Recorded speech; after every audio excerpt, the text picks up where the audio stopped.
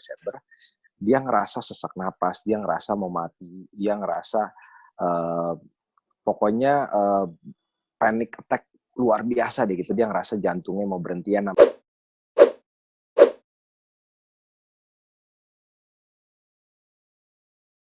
Ternyata anaknya belum siap, sekolahnya juga belum siap. Itulah terjadi dibully di sana.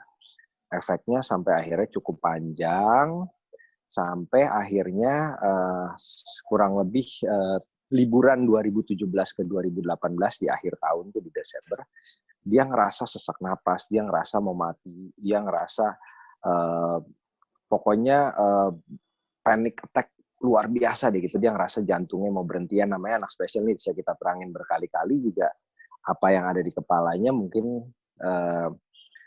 tetap khawatir gitu. Nah dari situlah akhirnya kita melihat perubahan fase yang drastis sekali. Tadinya tuh anaknya riang, happy, terus udah gitu sangat antusias, menyapa semua orang, sampai akhirnya melihat pribadinya berubah.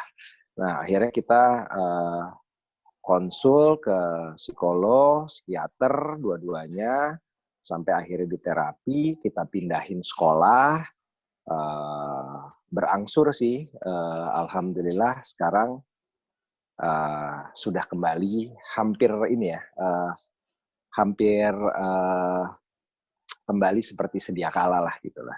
Moodnya sudah bagus lagi, paniknya kadang-kadang ada tapi ya jarang sekali. Jadi udah on the track sekarang ya? Alhamdulillah sudah. Memakan waktu kurang lebih 2 tahun di ngobatinnya. Sampai sekarang pun masih berjalan gitu.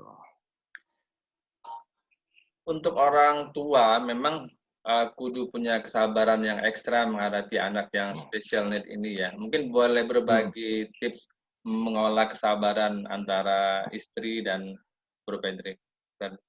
Nah, kalau kesabaran sih saya rasa setiap orang tua pasti dalam mendidik anaknya pasti memiliki kesabaran, gitu kan.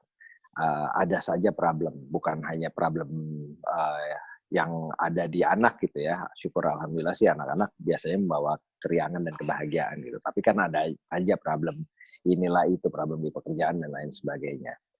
Nah, tapi bicara mengenai anak special needs, justru yang paling penting yang perlu saya share di sini untuk teman-teman atau orang tua yang juga memiliki anak-anak special needs adalah menerima.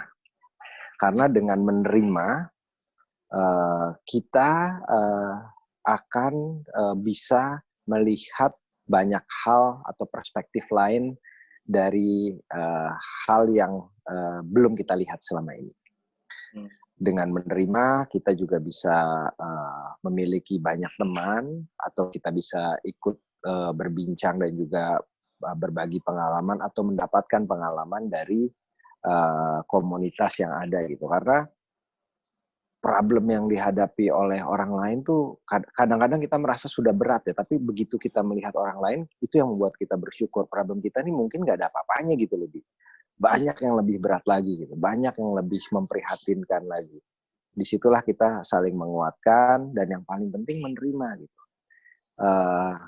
Ini kan bukan kemauan kita semua gitu loh. Sama deh seperti sekarang kayak orang kena COVID-19 gitu, nggak ada yang mau kena terpapar virus gitu kan ya.